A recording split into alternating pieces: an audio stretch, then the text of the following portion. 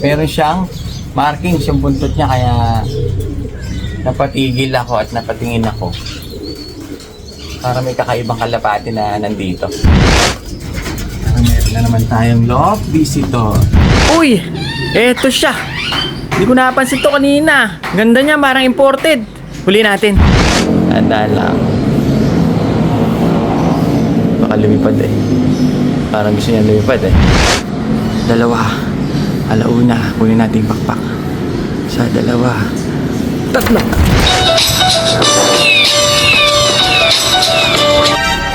Yun. Kanina nagpakawala tayo mga asin. Kaya na. Nandiyan sila sa bintana eh. Ito pa isa natin. Ayan. Ayan. Kanina nagpakawala tayo eh. Meron ako nakitang kakaiba yung buntot niya. Sa tingin ko meron tayong love visitor na naman.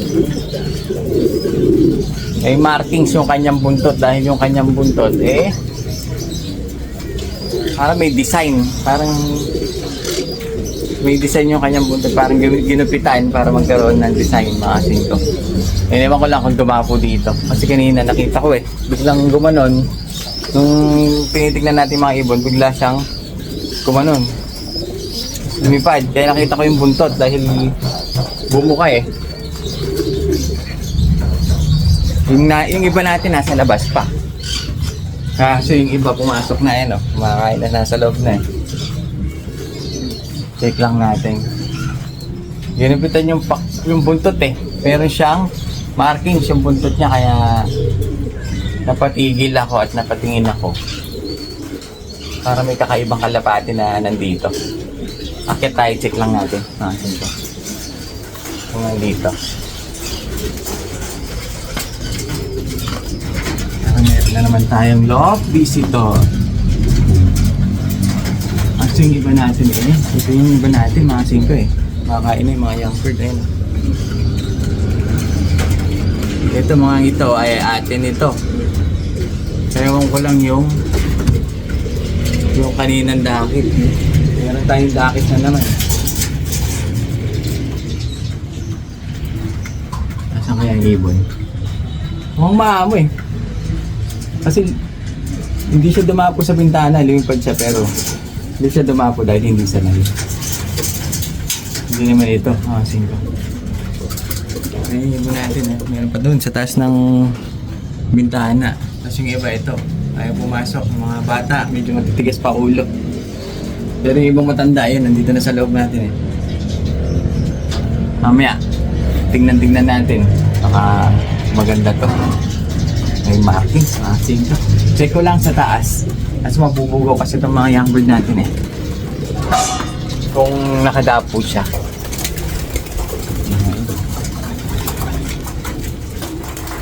Check lang natin. O baka sumibat na.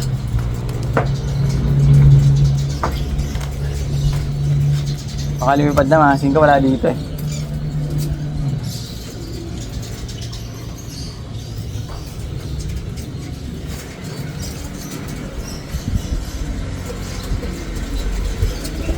Mamaya, balikan natin. Baka dito siya banda dumapo. Dito sa gilid. Check ko nga. Hindi siya dumapo eh. Tingin ko bata may alaga nun. Dahil nga nakagupit yung mga buntot. Wala dito. Tingin ko sumibat na. Baka sumibat na nga. Pero titignan pa rin natin kung dadapos. Baka bumalik. Parang checkered eh. Mga 5, tingin ko eto siya. Hindi ko lang napansin kanina. Sibong pala. Kala ko yung akin eh. No? Nangangamot pa. Parang may one eye yata. Ako po. Mukhang mga hawa pa ito. Parang may one eye nga siya. Umipikit-pikit. Kanina na naman kaya itong mag-ahasik ng lagim. Nakakita ko lang kasi yung buntot niya. Parang may gupit. Ayun, tingnan natin kung makikita dito sa ating camera. Ayun, yung kanyang buntot ay parang may gupit. Dahil nga nakita ko parang nakatingting. Ganyan ang design yung kanyang buntot mga 5. Ulihin natin para mahiyagis. Dahil baka pumasok sa kulungan, mag-ahasik ng lagim ito. Ayun, parang may wala yung may young bird pa siya, blue bar pala. Hala ko checker pa, 5 yan, oh. Ay mamaya, abang-abangan natin yung mga sa atin nandun, ayun, oh. Eh, yung ating love visitor na nasa bintana pala siya, ayun. Lumapo pala siya. Ayun, oh, parang pumipikit yung kanyang mata, eh. Tingin ko siya yan, dahil nga yung buntot niya, ayun, oh, parang nakatingting. Mamaya, tignan natin kung mahuli natin tong mag-asik ng lagi. Huwag natin papapasugin sa Taiwan Lop. Ay, mga hawa eh, mga sigo. Young bird, mahuli siguro natin to pag bumaba. Ay, nako. Love visitor, swerte yan. Yo, mga sigo, hindi ko na siya mahintay bumaba. Mukhang boy tambay. Tsaka malungkot siya dahil nga tawag dito, meron siyang one eye. Kaya gagawin natin, takitan ko na dito sa building. Titignan natin kung ito siya, oh. Kaso makikita niya ata tayo. Ito siya, mga sigo, nakaupo. Ayun, nakapikit. Dandahanin natin siya. Kung makukuha natin, huwag lang tayong mahuhulog dahil butas ito. Nakakatakot, mga sigo. So, ayan. Ay. Sana makuha natin. Mapalipad. Pero bago natin siya papaliparin, gusto ko makita yung kanyang buntot eh, dahil makita yung kanyang buntot. Bago natin siya paliparin eh, susubukan natin siya ng pangsipon. Para pag uwi siya sa may-ari, magaling na siya. Nakatulong pa tayo, di ba? Kasi baka manghawa din siya, nakapilig siya mga sik eh. Hindi ko lang alam, pag inusog natin itong bintana, baka sumipad. Pero tingnan natin, try natin kung gagana yung ating tulan.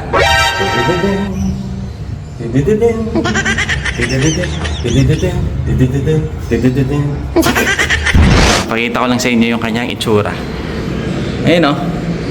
Nakapikit eh. Kasi parang nararamdaman niya tayo. Kasi nakakatakot, baka bigla tayong mahulog naman. Wala tayong pagkakapitan eh. Wala kasing upuan. Pero sige, try natin munang iusog. Usog lang natin yung bintana para bumukas. Nang dahan-dahan lang, ha, ko. Try lang natin, dahan-dahan. Dahan. Gumagalaw na kasi ko. Pero hindi siya kasi nakapikit yung sa mata niya eh. Nararamdaman niya yan pero sana hindi siya lumipad. Nadakmay natin dito. Ayun, huli na sana. Kasi naririnig tayo nito, mga singko. Tiyuntiin lang natin hanggang sa kapapasal na natin eh. Kaso baka lumipad. Gusto ko makita yung kanyang buntot kung anong ginawa ng mga bata. Siguro may ari nito. Tandaan lang natin. Ayan. Okay lang yan. Kalilipad. Tandaan lang. Nakapikit yung mata nyo. May one eye siya. Tingin ko payat itong ibon. Hop. Ganyan muna. Nararamdaman na niya. Bumukas yung kanyang mata, mga singko. Hop. Tandaan lang. Basta lumabas lang yung kanyang buntot. Huli to, mga singko. Ay, tanda. Nakakakapa pala pag ganito. Nakakatakot. Layo natin na konti. Naririnig niya tayo eh. Yung daan-daan lang natin binubuksan sa daliri natin. Oh. Konti pa, konti pa. Mukhang gusto na niya sumipad. Pahingay muna natin siya konti. Mga asing konti lang tayo ng konti. Tandaan lang. Baka lumipad eh. Parang gusto niya lumipad eh. Pa-relax muna natin siyang konti. Pero mahuhuli na natin siya. Yun yung puntot niyo. Konti pa. Malalim kasi dito eh. Konti pa. Lumabas ka lang. Pwede na. Yan. Konti pa. Konti pa. Konti pa. Huwag kang lilipad. Tingin ko makasing ko pwede na yan. Tingnan natin kung mahuhuli natin siya.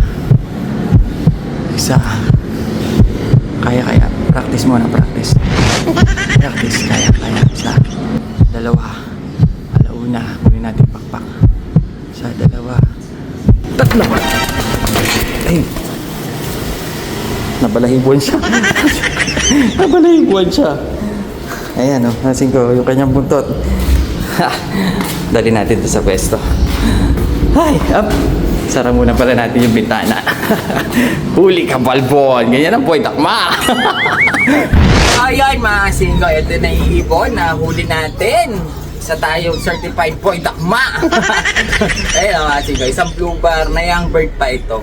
Young bird pa. Ayun, oh. Batang-bata pa yung ibon, mga singko. Tsaka, ito yung pakita ko lang yung kanyang buntot. Tama nga yung nakita ko kanina dito.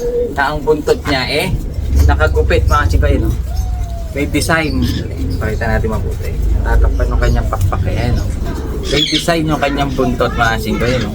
Inupitan. Nilagyan siya ng design. Kaya pala nung lumilipad siya, bumubukad ka dahil bata. Nakikita ko yung kanyang parang paru-paro. Kaso medyo nabunot natin yung konti. Kasi ko dahil natakma natin. Ayan na siya. Nabunot natin yung ilang piraso. Ganda ng pagkakagupit ng bata. Nung bata ako maasin ko ginagawa ko rin to dati. Ginagawa ko to dati. Nung bata tayo. Lagyan natin ng design. Yung minsan pa nga gagawin ko, buo ito lang matitira, itong pinaka parang bilog niya. Lahat ito nakagupit. Yan, nakatistis lahat yan. Pag lumilipad siya para siya may mga tuldok-tuldok lang na bilog na gano'n na asin ko. Nung bata tayo, pero syempre ngayon, pangit na siyang tinitignan. Ayan, asin ko yung ibon. At saka napansin ko talaga meron siyang one eye. Nakita niyo naman doon sa video natin. Nakapikit talaga yung mata niya. Kaya pala medyo, pero maganda yung katawan niya. Hindi siya payat, asin ko. Malaking ibon siya, mahaba. Young bird, mga namamaga yung kanyang eyes, yung kanyang mata. Check natin mabuti, maluha-luha kawawa naman yung ibon. Kung kanino kaya ito, sana, tingin ko banda dito lang yung may-ari nito, tingin ko bata. Kung nanonood ka, puntahan mo dito, hindi ko muna siya pakakawalan. Bukas, kung hindi siya, hiwalay natin mga ko habang painumin natin ng gamot. Tingnan natin bukas kung wala na yung kanyang maga.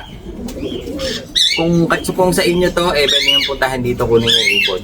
Pagamutin natin. Ngayon, kung wala kumuha hanggang bukas, pakawalan na natin. Ito yung kanyang leg band mga singko. PHA 2026 812436 mga singko. Yan PHA, nakita ba? PHA 2026 812436 kasi kaya yung kanyang leg band.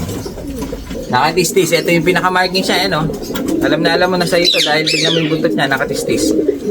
Ito yung ibon na may one eye. Ganda ng ibon niya Ngayon gagawin natin yung mga kasing ko kukulong natin muna dun sa trailing box. Doon natin siya gagamitin. Hindi natin pwedeng ihalo dito dahil baka mahawa ng one eye. Lalo na napakabilis manghawa ng mga one eye mga singko. Pinipigit yung ibon. Pero maganda yung katawan. Hindi siya payat na payat. Saktong-sakto lang. Tingin ko nag-overfly lang sa may-ari. Ayan ito yung ibon mo. Malaki yung ibon niya Ayan So ayan. Nakakuha natin yung ibon. Pero hindi natin aangkinin to. Saka hindi natin i-keep pag ganito mga singko. Pag may mga nahuhuli kayo, pakawalan nyo na lang. Ayan, pag ganitong masama yung kanyang pakiramdam, painumin natin ng gamot. Tapos kondisyon natin, pakainin natin, painumin natin. Tsaka natin, papaliparin mga siko. Pero tingin ko dito lang yung may-ari nito. Hintayin lang natin dahil kilala naman yung pwesto natin dito dahil nagtitinda tayo ng pigs. Pwede yung pasyalan. Ngayon hanggang bukas, pag walang kumuha, paliliparin na natin. Baka maligaw Lalo na nakakawala pa yung mga ibon natin. Pag pinakawala natin ngayon, baka dadapo rin lang ulit mga singko. So ayan, kulong natin.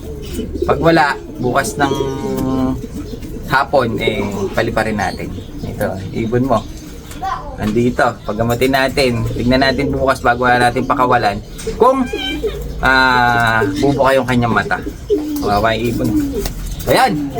Boy, dakit. Yun. Nakita nyo naman siguro, mga singko, kung paano natin huliin yung ating dakit na love visitor. Meron pa sa buntot yun May design sa buntot. Kasi mga ganun pang huhuli mga singko. Sila yung seminar yan. Yung mga tamang pag ganyan. Yung mga tamang dakmagan mga singko. Pawang professional lang ang mga nakakagawa nito mga singko. So ayun. Gawin natin, papainumin ko muna ng gamot yung ating nahuling ibon. Tapos kapag hindi siya nakuha dito, mga singko, pakakawalan natin yung ibon. Sakto, siguro pag pinakawalan natin, wala na siyang one eye. Kasi may one eye yung ibon pero maganda yung katawan niya. Napainom na rin natin, napakain na rin natin. Tsaka nilagyan na rin natin ng gamot, mga singko, para kinabukasan, medyo okay na. Tapos subuhan natin siya ulit. Pag hindi kinuha ng araw na yon, pakakawalan natin siya ng hapon, masin ko, para makauwi na doon sa may-ari. Sa tingin ko ayaw niyang umuwi dahil nga nakita niyo naman, ayaw umalis, binubuksan natin yung bintana, ayaw niyang, parang di siya natitinag dahil nga nakapikit yung mata, baka mawala lang lalo. So ayun, ngayon ang gagawin natin, alagaan natin yung ating bisita, kahit pang samantala lang ng isang araw. Kasi pakakawalan din natin siya bukas ng hapon kapag hindi kinuha dito. Pag hindi nyo napanood, pakakawalan naman natin ng hapon. Yun ang abangan natin kung paano natin pakakawalan. Tsaka hindi tayo magpapakawalan ng ibon kapag papakawalan natin yung ibon na yon na nahuli natin. Dahil baka bumalik lang din dito, makakahawa pa.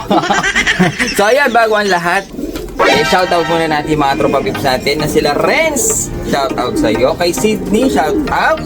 Kay Edwin Arevalo ng Muntinlupa, shoutout sa iyo. Kay Gilbert Garcia, future love name daw niya ay Black Australok. Masin ko, parang maganda din na Black Australok. Kay Ken TV ng Qatar, shoutout sa iyo.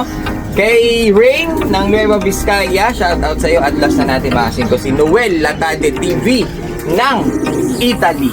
Ang ganda dyan, Italy. Ang alam ko sa Italy, parang libre lahat, pati sa hospital. Kasi meron kami tropa dyan na nagpa-kidney transplant. Walang bayad. Ang galing. Ang galing. Kung dito lang sa Pilipinas yan patay na.